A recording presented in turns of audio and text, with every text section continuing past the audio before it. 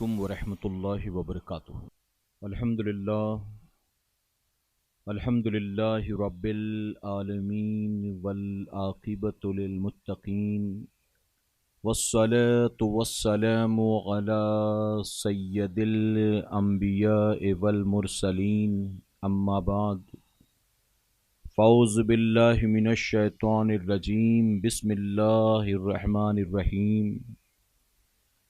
یا ایہا الذین آمنوا اتقوا اللہ وکونوا مع الصادقین، صدق اللہ مولانا العلی العظیم۔ آئیے سب سے پہلے اپنے اور ساری کائنات کے مرکز عقیدت حضور رحمت عالم محمد الرسول اللہ صلی اللہ علیہ وسلم کی بارگاہ بے کس پناہ میں اپنی غلامی کا ثبوت محبت و عقیدت کے ساتھ پیش کریں۔ الصلاۃ والسلام علیک یا رسول اللہ، الصلاۃ والسلام علیک یا حبیب اللہ، الصلاۃ والسلام علیک یا نبی اللہ، وعلی آلک واصحابک یا نور اللہ، صلی اللہ تعالی علیہ وسلم۔ رب کعبہ کی بارگاہ میں دعا ہے، مولا اپنے حبیب صاحب لولاک صلی اللہ تعالی علیہ وسلم کے صدق و طفیل ہم تمام حاضرین اور سامعین کو تو دم واپسی تک حق کہنے، حق سننے اور اپنے حق والے بندوں کے دامن سے وابستہ رہنے کی توفیق نصیب فرما۔ ساتھ ہی بارگاہ رب العزت میں دعا ہے کہ میرے کریم ہم گناہ گاروں سیاہ کاروں کو، ہمارے والدین کو، ہماری قیامت تک آنے والی تمام نسلوں کو صحیح معنوں میں غوث و خواجہ اور رضا سے محبت کی توفیق نصیب فرما، اور اپنے ان محبوبین کی محبتوں کا صلہ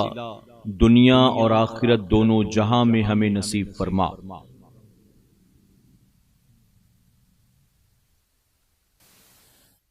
مفتی اعظم کا ذرہ کیا بنا اختر رضا، مفتی اعظم کا ذرہ کیا بنا اختر رضا، محفل انجم میں اختر دوسرا ملتا نہیں، اور تجھے کیا فکر ہو اختر تیرے یاور ہیں وہ یاور، تجھے کیا فکر ہو اختر تیرے یاور ہیں وہ یاور، بلاؤں کو جو تیری خود گرفتار بلا کر دیں۔ اور کسی شاعر نے بہت خوب کہا تھا، ہزاروں سال نرگس اپنی بے نوری پہ روتی ہے، ہزاروں سال نرگس اپنی بے نوری پہ روتی ہے، کہیں جا کر کے ہوتا ہے چمن میں دیدہ ور پیدا۔ میرے پیارے آقا علیہ الصلوۃ والتسلیم کے پیارے دیوانوں، خاتون جنت حضرت فاطمۃ الزہرا رضی اللہ تعالیٰ عنہا کی کنیزوں، عالمی تحریک سنی دعوت اسلامی شاخ کرلا کے آج کے ہفتہ-واری اجتماع میں ہم اور آپ عرس تاج الشریعہ کی نسبت سے تاج الشریعہ علیہ رحمت و رضوان کی بارگاہ میں خراج عقیدت پیش کرنے کے لیے حاضر آئے ہیں۔ یقیناً حضور تاج الشریعہ علیہ رحمت و رضوان ہوں،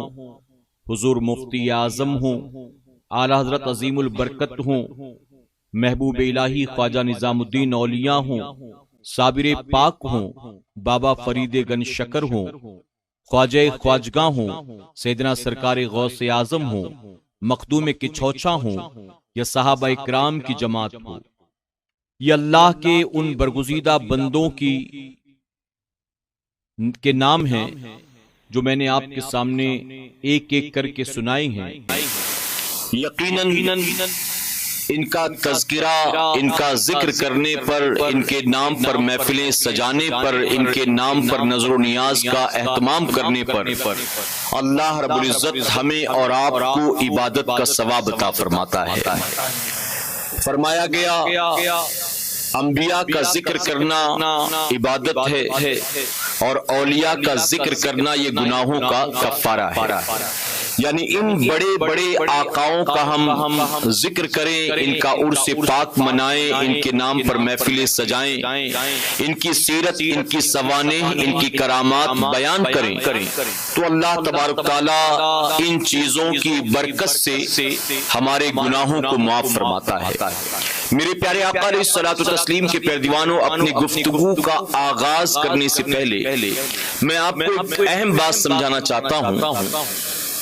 حضور تاج الشریعہ علیہ رحمت الرضوان کی سیرت، آپ کی سوانح اور آپ کے اوپر بیانات بہت سے لوگوں نے کیے۔ میں پوری ذمہ داری کے ساتھ ایک بات کہنا چاہوں گا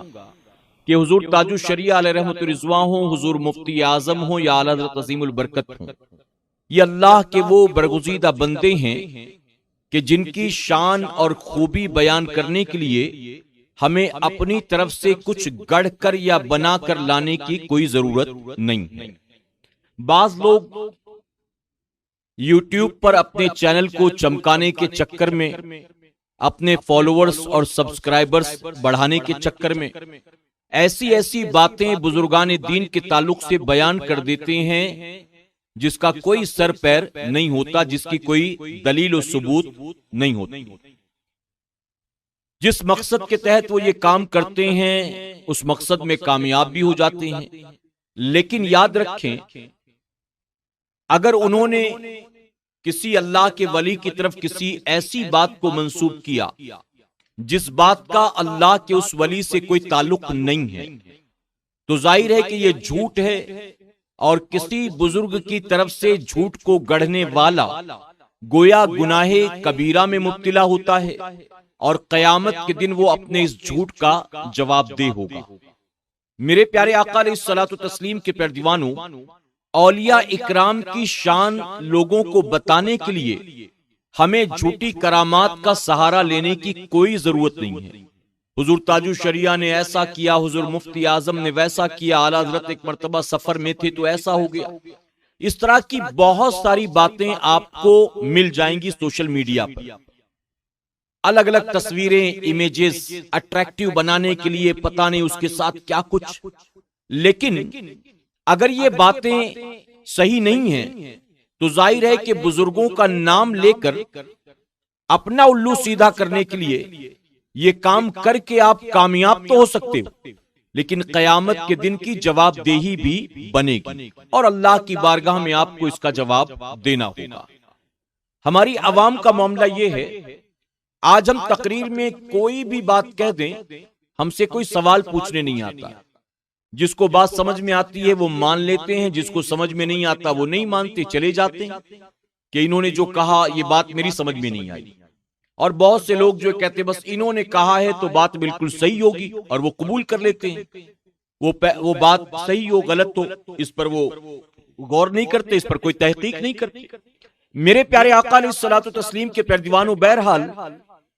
حضور تاج الشریعہ علیہ رحمت الرضوان ہمیں آپ کی یہ نہیں ہے کہ کوئی کرامت آپ سے ظاہر نہیں ہوئی، یقیناً جو اللہ کا ولی ہوتا ہے اللہ تبارک تعالیٰ اسے کرامات عطا فرماتا ہے۔ یہ وہ پاور ہے، یہ وہ طاقت ہے جو اللہ اپنے محبوبین کو عطا کرتا ہے، لیکن کرامت کا مطلب یہی نہیں ہے کہ جو ہوا میں اڑے وہ صاحب کرامت، پانی پر چلے وہ صاحب کرامت، یا فلاں کام کر دے، یہ کام کر دے، وہ کام کر دے جو انسان کی عقلوں کو حیرت میں ڈال دے، بس یہی کرامت نہیں۔ بلکہ بزرگان دین اکثر یہ کہتے ہیں کہ ہوا میں اڑنا، پانی پر چلنا کمال نہیں، بلکہ فتنوں کے دور میں حضور کی سنت پر سختی سے عمل کرنا یہ اللہ کے ولی کا سب سے بڑا کمال ہوا کرتا ہے۔ یعنی فتنوں کے دور میں بندہ قرآن و سنت کی پابندی کرے،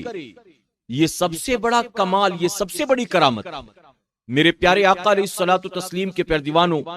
تو حضور تاج الشریعہ علیہ رحمت الرضوان سے ایسا نہیں کہ کوئی کرامت ظاہر نہیں، بلکہ کرامات بہت سی ہے، اور جن کرامات کو گلی محلے کے لوگوں نے نہیں بلکہ بڑے بڑے ہماری جماعت کے علماء نے، مفتی اکرام نے بیان کیا ہے، جو تاج الشریعہ کے ساتھ وقت گزارتے تھے، ساتھ سفر کرتے تھے، جو آپ کے خلفاء میں سے ہیں، ایسے بڑے بڑے علماء نے آپ کی کرامات کو بیان کیا۔ میرے پیارے آقا کے پیارے دیوانوں، لیکن اولیاء اکرام کی کرامات بیان نہ کی جائے تو اس کا مطلب یہ نہیں ہے کہ وہ ولی نہیں۔ کرامات ظاہر ہو تو ولی، اور کرامات ظاہر نہ ہو تو ولی نہیں، ایسا نہیں ہے، یہ ہماری غلط ذہنیت ہے۔ اور معاذ اللہ یہ جو ہم نے اور آپ نے سوچ رکھا ہے نا، اسی کا فائدہ اٹھاتے ہوئے آج بہت سارے ایسے لوگ جو سفلی علم رکھتے ہیں یا کچھ کمالات جادو ٹونا ٹوٹکا سیکھ لیتے ہیں، جن کا ولایت سے، قرآن و سنت سے، شریعت سے، دین سے کوئی تعلق نہیں ہے، لوگوں نے ان کے الٹے سیدھے کارنامے دیکھ کر ان کو بھی معاذ اللہ اللہ کا ولی سمجھ رکھا ہے۔ اور جن سے جو ولی ہو، جس سے ظاہر نہ ہو کوئی کمال کرامت، لوگ اس کو ولی نہیں مانتے۔ اس لیے میں کبھی کبھی کہتا ہوں کہ ہماری مسجد میں اگر کوئی امام 20 سال سے امامت کر رہا ہو، مدرسے سے فارغ ہوا، 20-21 سال کا تھا، ہماری مسجد میں امامت میں آ کر لگا، اب وہ 40 سال 45 سال 50 سال کا ہو گیا، 20-22-25 سال تک امامت کرتا رہا، اگر اس کو کوئی ضرورت پیش آ جائے، کوئی پریشانی پیش آ جائے، تو اپنی ضرورت کے لیے اسے 4 جگہ پر جا کر ہاتھ پھیلانا پڑے گا، اس سیٹ کے پاس، صدر صاحب کے پاس، سیکریٹری کے پاس، خزانچی کے پاس،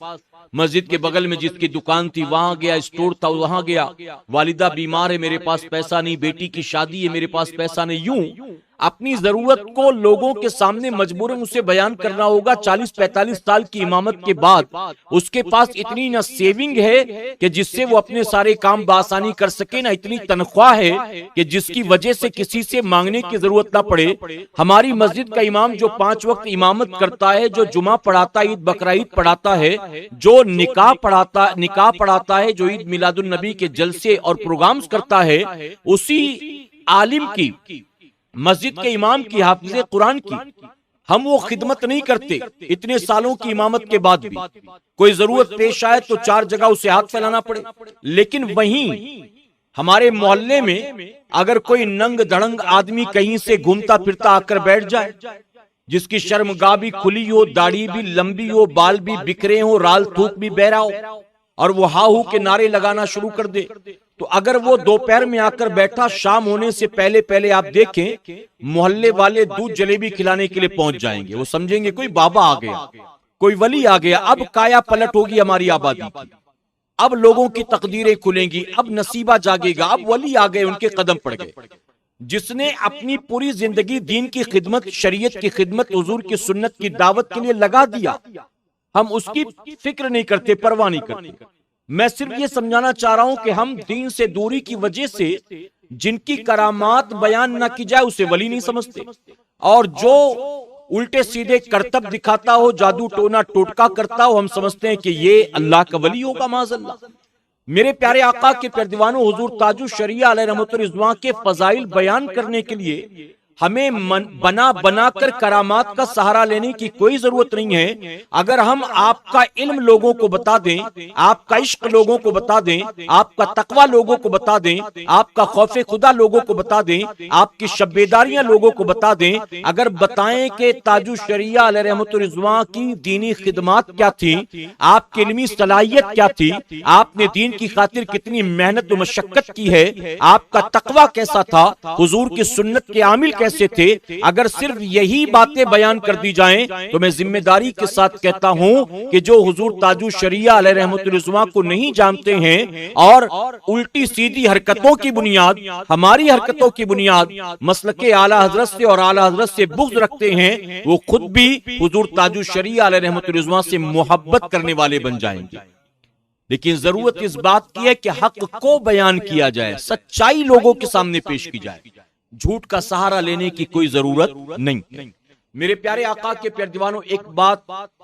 میں نے پچھلے سال عرس تاج الشریعہ کے موقع پر اپنے اسی ہفتہ واری اجتماع میں کہا تھا، جب ہم کوئی بات بیان کرتے ہیں تو آج کے دور میں سوشل میڈیا اتنا اسٹرانگ ہو چکا ہے کہ ہماری باتیں کسی نہ کسی ذریعے سے لوگوں تک پہنچ جاتی ہیں. کوئی یوٹیوب پر اسے اپلوڈ کر رہا ہے، کوئی واٹس ایپ پر اس کو وائرل کر رہا ہے، کوئی فیس بک پر لائیو کر رہا ہے. تو یہ چیزیں کسی نہ کسی صورت میں لوگوں تک پہنچتی ہیں. جب اپنوں تک پہنچتی ہے تو لوگ یہ سب کچھ سن کر خوش ہوتے ہیں، مسکراتے ہیں، ایمان تازہ ہوتا ہے. لیکن جب یہی چیزیں غیروں کے ہاتھ لگتی ہیں، آپ جا کر خود دیکھیں یوٹیوب پر، جب غیروں کے ہاتھ یہ چیزیں لگتی ہیں تو اس میں لوگ بدی بدی باتیں کرتے ہیں، لوگ غلط کمنٹ کرتے ہیں، اور ایسے میں چینل والے کو گالیاں کم دی جاتی ہیں. معاذ اللہ، جس بزرگ کے نام پر تقریر کی گئی، محفل کو سجایا گیا، اس بزرگ کو برا بھلا کہا جاتا ہے، ان کے خاندان کو، ان کی نسبتوں کو برا بھلا کہا جاتا ہے. تو ہم یہ کیا کر رہے ہیں؟ میرے پیارے آقا کے پیارے دیوانوں، حضور تاج الشریعہ علیہ رحمت الرضوان، میں اکثر کہتا ہوں یہ اللہ رب العزت کا بے پناہ کرم اور احسان ہے کہ اللہ تبارک تعالیٰ نے ہمیں اور آپ کو وہ دور عطا فرمایا کہ جس دور میں حضور تاج الشریعہ علیہ رحمت الرضوان موجود تھے، اور الحمدللہ ہمیں اللہ نے بارہا ان کے چہرے کی زیارت کا موقع عطا فرمایا ہے. اور میں اکثر یہ بات کہتا ہوں کہ تحریک سنی دعوت اسلامی میں مبلغین، ہماری اکثریت مبلغین کی ایسی ہے جو حضور تاج الشریعہ علیہ رحمت الرضوان کے غلام اور آپ کے مرید. الحمدللہ میرے پیارے آقا علیہ الصلوۃ والتسلیم کے پیارے دیوانوں، چونکہ ٹیکنیکل پرابلمز کی وجہ سے اجتماع تقریباً 40 منٹ تاخیر سے شروع ہوا، تو میں نہیں چاہتا کہ اس کو ایکسٹینڈ کر کے میں 40 منٹ یہاں بڑھاؤں، بلکہ میں اپنی گفتگو کو تیزی کے ساتھ آگے بڑھاؤں گا. یہ تمہید کی وہ باتیں تھیں جس کا سننا ہمارے اور آپ کے لیے بے انتہا ضروری ہے. اس کی وجہ کہ میں خود جب تحقیق کر رہا تھا، ریسرچ کر رہا تھا اور تلاش کر رہا تھا کہ حضور تاج الشریعہ کے بارے میں ایسے پوائنٹس ملیں، ایسے نقطے ملیں، ایسی کتابیں، ایسے آرٹیکلز ملیں جو میں نے نہیں پڑھے ہیں، میں نے نہیں سنے ہیں، تو اس وقت معذرت کے ساتھ کہوں گا کئی ایسی چیزیں مل گئیں جہاں لوگ چیخ چلا کر تقریریں کر رہے تھے، اور ان کی تقریر کے ہر 30 سیکنڈ یا 1 منٹ کے بعد ایڈ آ رہی تھی، اور یوٹیوب پر آدھے گھنٹے کی تقریر کے اندر 30 ایڈ آئی ہے. اور میں نے دیکھا کہ تقریر سنوں کہ ایڈ دیکھوں تو اب گویا وہ تاج الشریعہ کی محبت ہے یا دکانداری، کیا سمجھا جائے اس کو؟ آپ نے جو چینل بنا کر حضور تاج الشریعہ کی شان میں تقریر کر کے اپلوڈ کیا، وہ کیوں کیا؟ مقصد کیا ہے؟ تاکہ تاج الشریعہ کے نام پر میں بھی چند پیسے بنا لوں، اور واقعی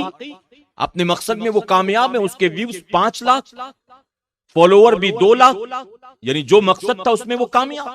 میرے پیارے آقا علیہ الصلوۃ والتسلیم کے پیارے دیوانوں، بہرحال حضور تاج الشریعہ علیہ رحمت الرضوان، آپ جانتے ہیں کہ اعلیٰ حضرت عظیم البرکت کے خاندان سے آپ کا تعلق ہے. اعلیٰ حضرت عظیم البرکت کے 2 بیٹے، ایک تو حضور مفتی اعظم علیہ رحمت الرضوان اور ایک مولانا حامد رضا خان رحمت اللہ تعالی. یہ دونوں اعلیٰ حضرت عظیم البرکت کے بیٹے. فرمایا گیا کہ اپنے دونوں بیٹوں کی اولاد کا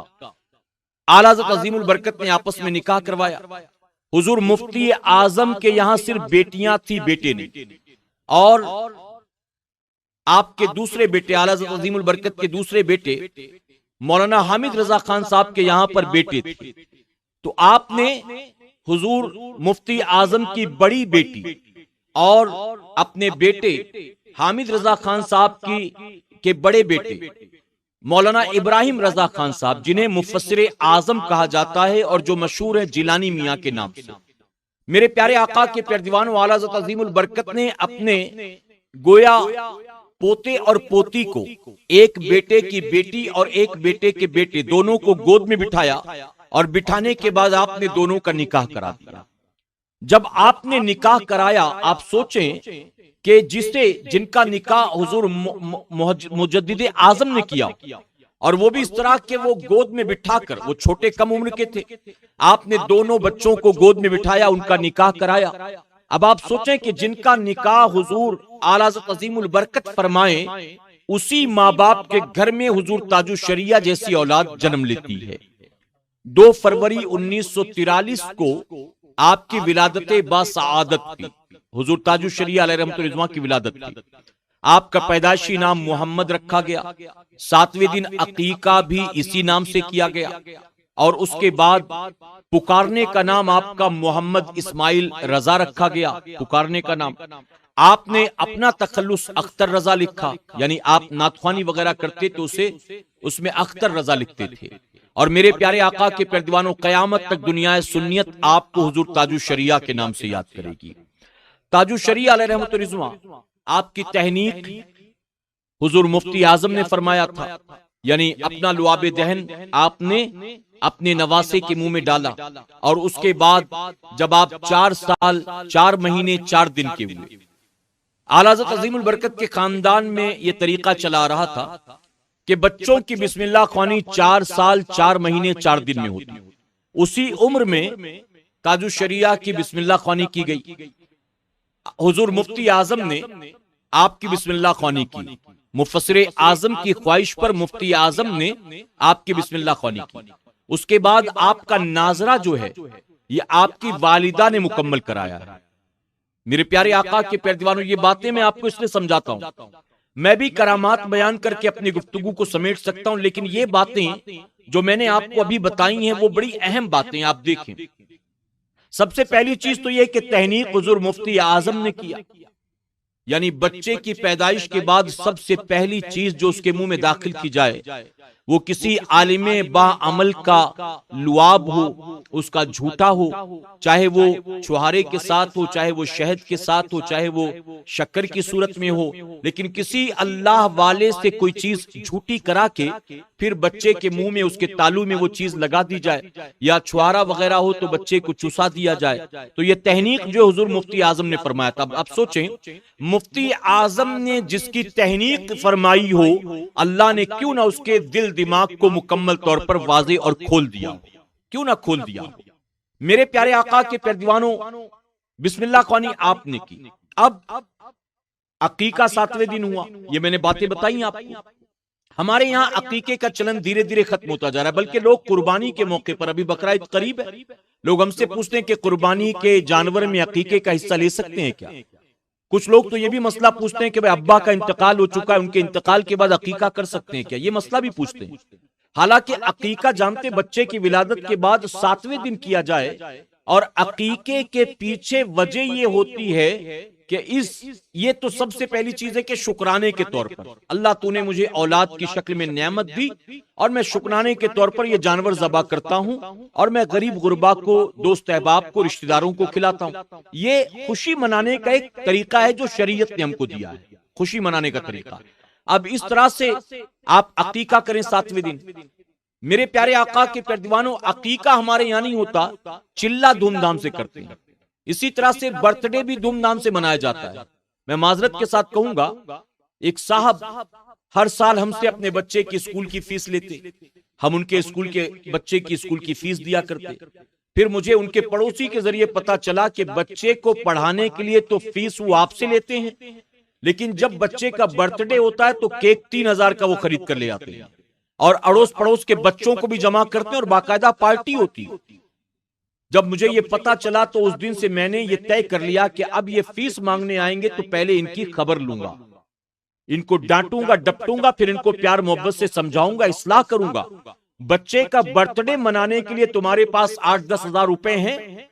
یہودیوں عیسائیوں کی طرح کیک لانے، کینڈل جلانے اور بچوں کو جمع کر کے تالیاں بجانے کے لیے تمہارے پاس پیسے اور انتظامات ہیں، اور بچہ اسکول جاتا ہے تو اسکول کی فیس کے لیے آپ کے پاس پیسہ نہیں ہے۔ میرے پیارے آقا کے پیارے دیوانوں، بسم اللہ خوانی یہ بھی ہمارے یہاں پر بالکل ختم ہو گئی، لوگوں کو پتہ ہی نہیں کہ چیز کیا ہے۔ ہمیں چاہیے کہ یہ عقیقہ، یہ بسم اللہ خوانی، ان چیزوں کو اس انداز میں سیلیبریٹ کریں کہ بچوں کو زندگی بھر وہ دن، وہ تاریخ یاد رہے۔ عقیقہ تو اسے یاد نہیں رہے گا، بہت چھوٹا ہے، لیکن اگر آپ بسم اللہ خوانی جس دن کریں اس دن لوگوں کی دعوت کریں، لوگوں کو جمع کریں، مسجد کے امام صاحب کو، علماء اکرام کو، اور جو آپ کے رشتہ دار ہوں، خاندان والے ہوں، سب کو جمع کریں، اس دن دعوت کریں، اور دعوت کرنے کے بعد کوئی ایسی چیز کریں جو بچہ بڑا ہونے کے بعد بھی ہمیشہ یاد رکھے۔ جانتے ہمارے ایک ساتھی ہیں،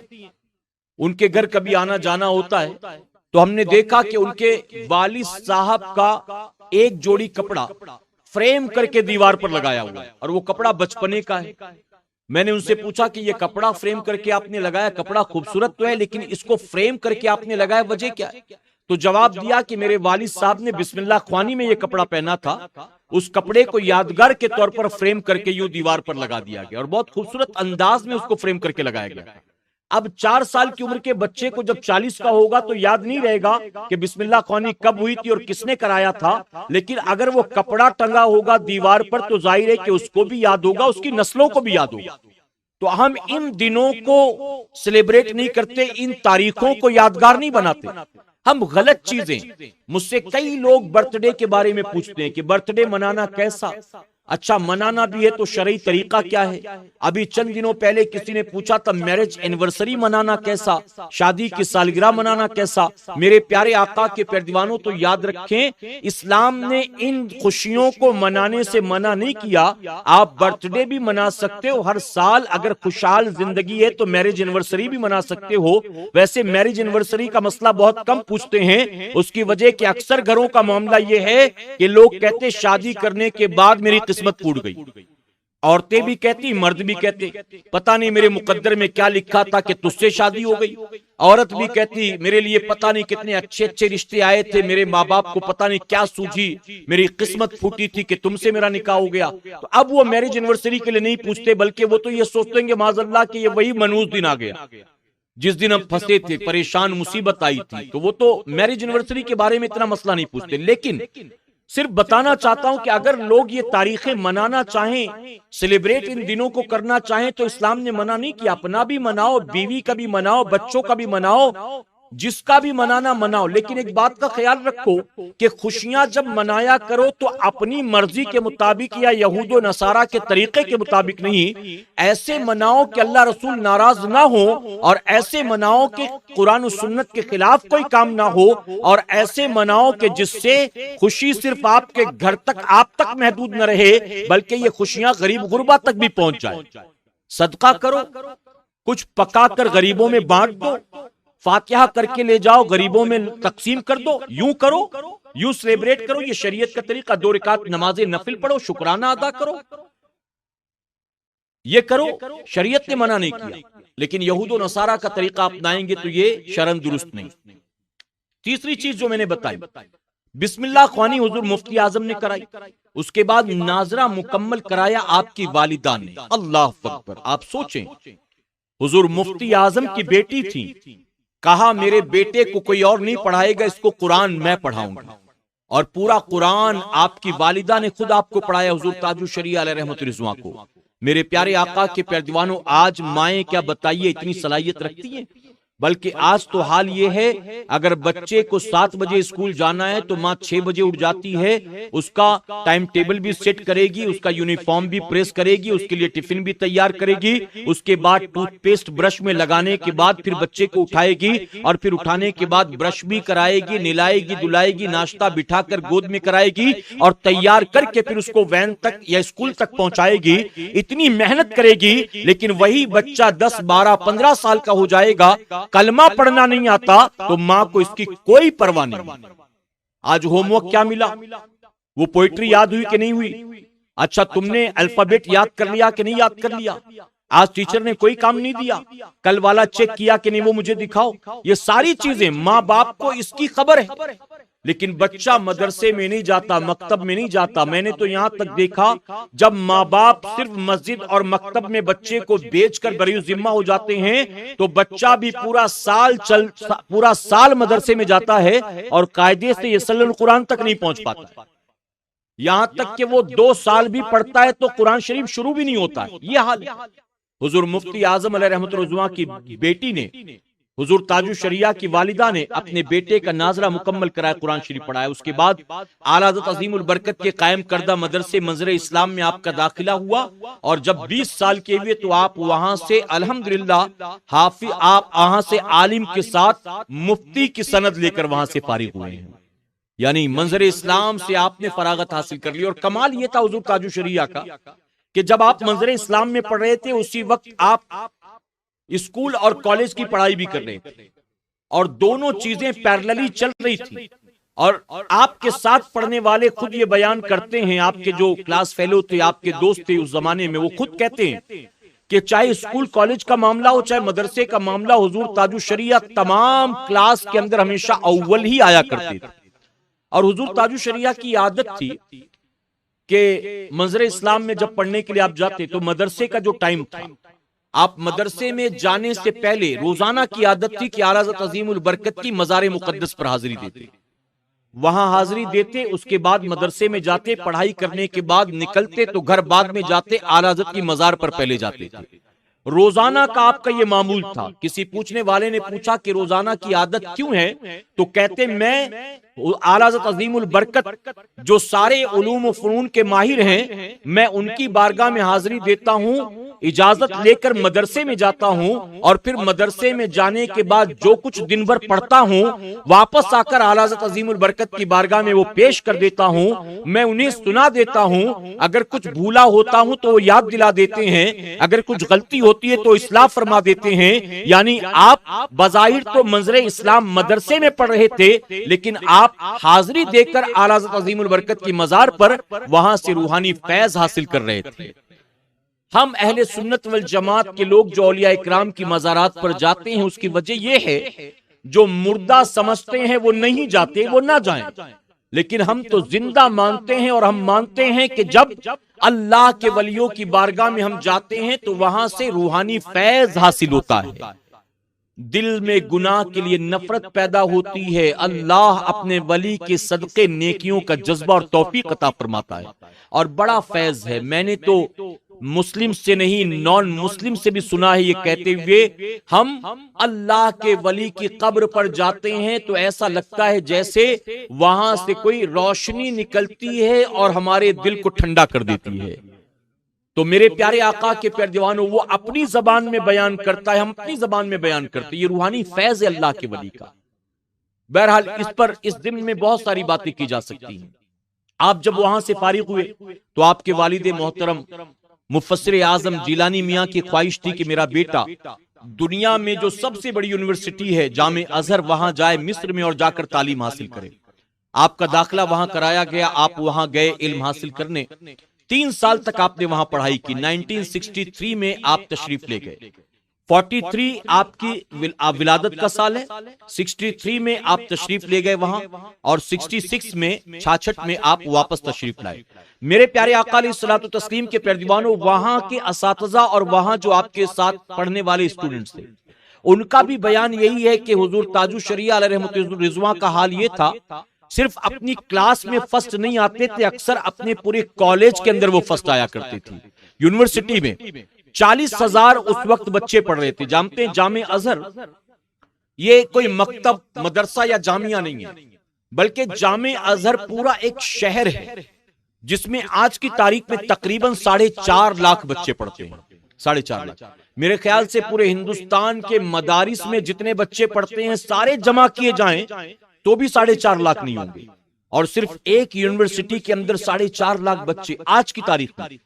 آج وہاں 56 علوم پڑھائے جاتے ہیں، 56 فیکلٹی 56 سبجیکٹس پڑھائے جاتے ہیں وہاں پر. جب حضور تاج الشریعہ گئے تھے، تشریف لے گئے تھے، اس وقت 40,000 بچے تھے. اس وقت خود پکانا خود کھانا پڑتا تھا، اتنی محنت کرنی پڑتی تھی. اس کے باوجود حضور تاج الشریعہ اپنی کلاس میں نہیں بلکہ پوری یونیورسٹی میں اول آتے تھے. میرے پیارے آقا کے پیارے دیوانوں، دوسرے سبجیکٹ کے بچے بھی جو عربی النسل تھے، مختلف ملکوں سے آنے والے، جانتے تقریباً دنیا کے تمام ملکوں سے وہاں بچے پڑھنے کے لیے آتے. 105 ملکوں کے بچے تقریباً وہاں پڑھنے کے لیے آتے ہیں. فرمایا کہ وہ عربی النسل بچے بھی اگر کسی مسئلے میں الجھتے، حضور تاج الشریعہ علیہ رحمۃ الرضوان اس پر بھی ان کی رہنمائی اور ان کی مدد کیا کرتے تھے. ایسی کئی چیزیں ہیں جو کتابوں میں ملتی ہیں. میرے پیارے آقا علیہ الصلوۃ والتسلیم کے پیارے دیوانوں، بہرحال اب اپنی گفتگو کو میں سمیٹتا ہوں. میں نے کہا نا زیادہ لمبی چوڑی گفتگو نہیں کروں گا، اب آخر میں صرف 2 باتیں عرض کروں گا. میں نے پچھلی بار بھی کہا تھا اور آج بھی کہتا ہوں، میرے پیارے آقا کے پیارے دیوانوں، جو سچا پیر ہوتا ہے وہ ایسا ویسا نہیں ہوتا، بلکہ سچا پیر روشن ضمیر ہوا کرتا ہے. وہ اپنے مریدوں کی ہر حال میں خبر رکھتا ہے، وہ اپنے مریدوں کو جانتا بھی ہے، پہچانتا بھی ہے، اور ان کے ہر حال سے واقف ہوتا ہے. میں صرف حضور تاج الشریعہ کی بات نہیں کرتا، بلکہ تمام سلاسل کے بزرگ جو بزرگ بھی قرآن و سنت کے پابند ہوں، جن کا رشتہ قرآن و سنت سے جڑا ہوا ہو، جو حضور اکرم صلی اللہ علیہ وسلم سے سچی محبت کرتے ہوں، دلوں میں خوف خدا ہو، یقیناً وہ روشن ضمیر ہوتے ہیں اور وہ دنیا کے کسی بھی کونے میں رہنے والے مریدوں سے غافل نہیں ہوتے، بلکہ ہر وقت ان کو اپنے مریدوں کی خبر ہوا کرتی ہے۔ میں نے اپنی بات بتائی تھی پچھلی تقریر میں کہ وہ کالج کا دور تھا، مجھے پتا بھی نہیں تھا کہ پیری مریدی کیا ہوتی ہے، اتنا نالج نہیں تھا۔ میں جمعہ کی نماز پڑھنے کے لیے بامبے کے ایک علاقے میں گیا، اتفاق سے وہاں کچھ کام تھا، یا اللہ کی مصلحت وہاں بھیجنا مقصد تھا۔ میں جمعہ کی نماز پڑھنے کے لیے مسجد میں گیا تو وہاں پر یہ اعلان ہوا کہ حضور تاج الشریعہ آئے ہوئے ہیں۔ میں نے اس وقت تک نام بھی نہیں سنا تھا اور واقف بھی نہیں تھا۔ تاج الشریعہ آئے ہوئے ہیں، نماز جمعہ کے بعد جو لوگ بھی مرید ہونا چاہتے ہیں وہ مرید ہو سکتے ہیں۔ میں نے دیکھا نماز جمعہ کے بعد اچھی خاصی بھیڑ بھاڑ تھی، میں نے صرف دیکھا کہ کون شخصیت ہے، میں ذرا دیکھوں۔ میں نے دور سے آپ کے چہرے مبارک کی زیارت کی اور پھر چلا آیا، بھیڑ بھاڑ بہت تھی۔ میرے پیارے آقا علیہ الصلوۃ والتسلیم کے پیروانوں، میں آپ کا چہرہ دیکھ کر واپس لوٹا، اور جانتے ہیں حضور مفتی اعظم علیہ رحمۃ الرضوان کے بارے میں بھی یہ بات مشہور تھی، اور تاج الشریعہ کے بارے میں بھی میں نے یہ بات اپنی آنکھوں سے دیکھا کہ یہ وہ اللہ کے برگزیدہ بندے ہیں کہ ان کے چہروں کو اگر کوئی ایک بار دیکھ لیتا تو دلوں پر ان کے چہروں کا نقش بیٹھ جایا کرتا تھا، پھر دل سے وہ نقش جاتا نہیں تھا۔ ہمارے اپنے کئی ایسے ہیں کہ کچھ سالوں کے بعد ملے تو چہرہ یاد نہیں رہتا، فزیکلی نہ جانے کتنے چینجز آ جاتے ہیں، لیکن حضور تاج الشریعہ علیہ رحمۃ اللہ چہرہ بھلائے نہیں بھولتا۔ میں دیکھ کر چلا آیا لیکن وہ چہرہ میری آنکھوں کے سامنے تھا۔ رات میں سویا تو جب رات سویا تو خواب میں حضور تاج الشریعہ تشریف لے آئے، اور یہ صرف میری بات نہیں، کئی ایسے مریدین ہیں جو یہ بیان کرتے ہیں۔ تاج الشریعہ کو میں نے خواب میں دیکھا، بس وہی، کچھ خاص نہیں، بلکہ آپ مرید کر رہے تھے، لوگ بیعت ہو رہے تھے اور میں وہاں موجود دیکھ رہا تھا، بس یہی سلسلہ، ایک رات، دو رات، تین رات۔ جب 3 راتیں مسلسل میں نے یہ خواب دیکھا تو دل میں یہ بات بیٹھ گئی کہ گویا اللہ تبارک و تعالیٰ چاہتا ہے کہ میں بھی حضور تاج الشریعہ علیہ رحمۃ الرضوان کے دامن سے وابستہ ہو جاؤں۔ اب میرے پیارے آقا کے پیروانوں، میں نے پیری مریدی کے بارے میں تحقیق کی، گفتگو کرنی شروع کی، اور دل میں یہ خیال ہوا کہ حضور تاج الشریعہ رہتے ہیں بریلی شریف میں، میں رہتا ہوں بامبے میں، اگر میں مرید ہو بھی جاؤں تو تاج الشریعہ سے ملاقات کیسے ہوگی، اپنے مسائل آپ سے بیان کیسے کروں گا، اگر کوئی مشورہ لینا ہے، کوئی بات شیئر کرنا ہے تو تاج الشریعہ سے تو ملاقات ممکن نہیں۔ ایسے میں ایک عالم صاحب سے میں نے بات کی، انہوں نے میری رہنمائی کی اور انہوں نے کہا دیکھو بات ایسی ہے، آپ تو گاؤں کے بے پڑھے لکھے دیہاتیوں والی جیسی بات کرتے ہو، بات یہ ہے کہ جو صحیح معنوں میں پیر ہوتا ہے وہ اپنے مریدوں سے کبھی دور نہیں ہوتا، بلکہ پیر چاہے جہاں ہو، مرید چاہے جہاں ہو، پیر کو ہمیشہ اپنے مریدوں کی خبر ہوتی ہے۔ اور پھر مجھے غوث اعظم کی بات یاد آئی کہ غوث اعظم نے تو یہ پہلے ہی کہہ دیا ہے، میں اگر مشرق میں ہوں، میرا مرید مغرب میں ہے تو میں مشرق میں رہ کر اپنے مرید کی مدد کر دیتا ہوں۔ تو میں نے کہا یقیناً حضور تاج الشریعہ اگرچہ بظاہر بریلی شریف میں رہتے ہیں لیکن بیعت کے بعد تو ہر وقت وہ اپنے مریدوں کے ساتھ ہوں گے۔ میں نے انتظار کیا کہ اب دل بے چین تھا کہ حضرت سے ملاقات ہو تو بیعت کروں، اور پھر اتفاق سے 2 یا 3 جمعہ ہوئے تھے، میں پھر اسی مسجد میں پہنچا نماز جمعہ ادا کرنے کے لیے، اور پھر وہی اعلان ہوا جو پہلے سن چکا تھا کہ تاج الشریعہ تشریف لائے ہوئے ہیں، جو لوگ بھی مرید ہونا چاہتے ہیں حضرت سے بیعت کر سکتے ہیں۔ الحمدللہ میں نے نماز جمعہ ادا کی، اس کے بعد حضور کے غلاموں میں شامل ہو گیا، ان کے عاشقوں میں، چاہنے والوں میں شامل ہو گیا۔ میرے پیارے آقا کے پیروانوں، اب یہاں پر میں نے 2 باتیں کہی تھی، آخری بات عرض کرنا چاہوں گا۔ جانتے ہیں جو لوگ زیادہ پڑھے لکھے ہوتے ہیں، علم رکھتے ہیں، وہ مرید ہونے سے پہلے بہت سوچا کرتے ہیں، اور جو زیادہ علم نہیں رکھتے، پڑھے لکھے نہیں ہوتے، وہ محبت میں فوراً مرید ہو جایا کرتے ہیں۔ ایک عالم صاحب کے بارے میں بیان کیا جاتا ہے کہ انہوں نے، یہ الہ آباد کے عالم ہیں، وہ کہتے ہیں کہ اسی طرح مجمع میں ایک مرتبہ لوگ مرید ہو رہے تھے، میں بھی تاج الشریعہ سے مرید ہو گیا، میں بہت سوچ رہا تھا کس سے بیعت ہوں،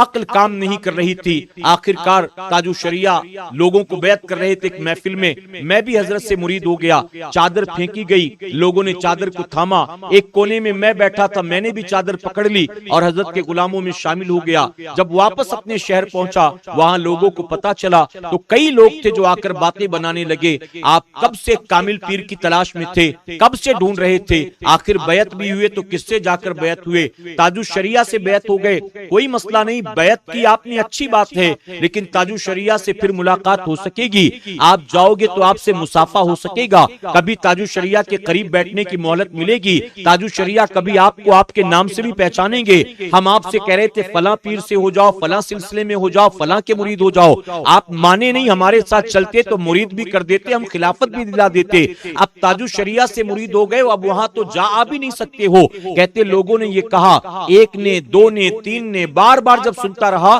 تو دل میں ایک دن یہ بات پیدا ہو گئی, خیال آ گیا کہ اب میں تاج الشریعہ کی بیعت توڑ کر کسی اور سے بیعت ہو جاؤں گا, کیونکہ لوگ بات کہیں نہ کہیں صحیح کہہ رہے تھے. تاج الشریعہ تک میری رسائی کہاں ہوگی؟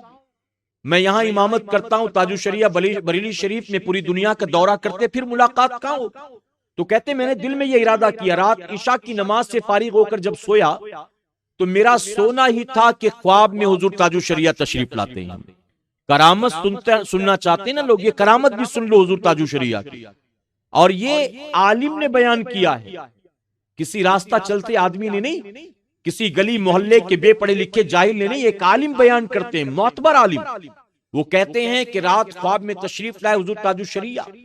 اس سے پہلے کہ میں تاج الشریعہ کو تعارف کراتا, اپنا نام بتاتا اور کہتا کہ حضور میں آپ کا مرید ہوں,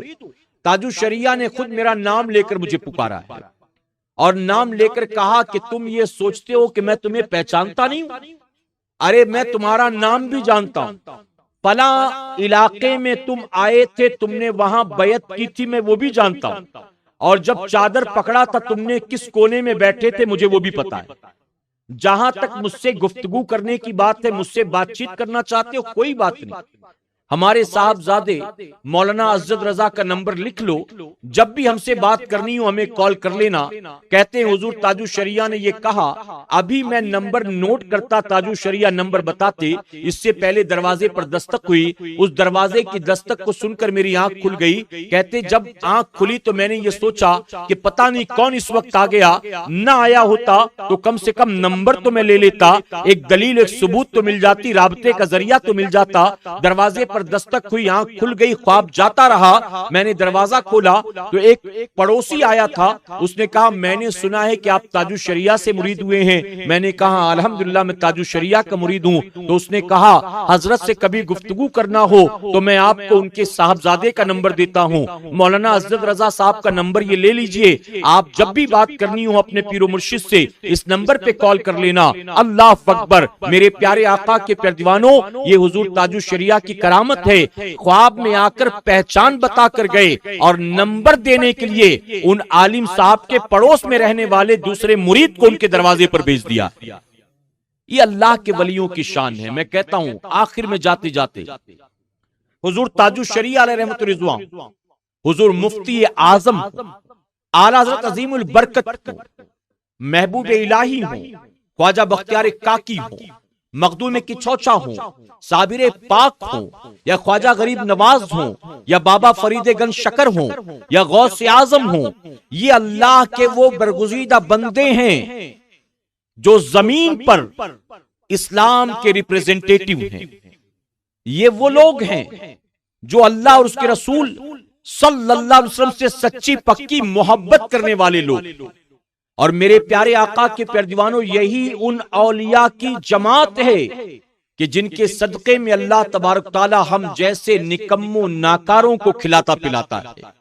انہی کے صدقے اپنے کاروبار چلتے ہیں, انہی کے صدقے اپنے گھر بار چلتے ہیں. تو حضور تاج الشریعہ علیہ رحمت رضوان اللہ کا بے پناہ کرم اور احسان، اللہ رب العزت نے ہمیں ان کا زمانہ عطا فرمایا، ہم نے ان کے چہرے کی زیارت کی، ہم ان کے غلاموں میں شامل ہوئے۔ میرے پیارے آقا کے پیارے دیوانوں، ہم دعا کرتے ہیں اللہ ہماری آنے والی نسلوں کو بھی حضور تاج الشریعہ علیہ رحمت رضوان سے، اعلیٰ حضرت عظیم البرکت سے سچی پکی محبتوں کی توفیق عطا فرمائے، انہی کے نقش قدم پر چلنے، ان کے مشن کو آگے بڑھانے کی توفیق عطا فرمائے۔ ہم نے حضور مفتی اعظم کو نہیں دیکھا، مفتی اعظم کا تقوی ہم نے تاج الشریعہ میں دیکھا ہے، ہم نے اعلیٰ حضرت کو نہیں دیکھا، ہم نے اعلیٰ حضرت کا عشق رسول حضور تاج الشریعہ میں دیکھا ہے۔ میرے پیارے آقا کے پیارے دیوانوں، ان تمام خوبیوں کے جامع تھے حضور تاج الشریعہ علیہ رحمت رضوان۔ اللہ اپنے محبوب پاک کے صدقے ہمیں آپ کو سب کو کہنے سننے سے زیادہ عمل کرنے کی توفیق عطا فرمائے۔ درمیان گفتگو مجھ سے قصداً سہون کوئی غلطی خامی رہ گئی، آپ سب کو گواہ بنا کر سچے دل سے توبہ کرتا ہوں، رب میری توبہ قبول فرمائے اور ہماری اس مختصر محفل پاک کو میرا کریم قیامت میں ہمارے لیے، ہمارے والدین کے لیے بخشش اور نجات کا ذریعہ بنائے۔ وما علینا الا البلاغ۔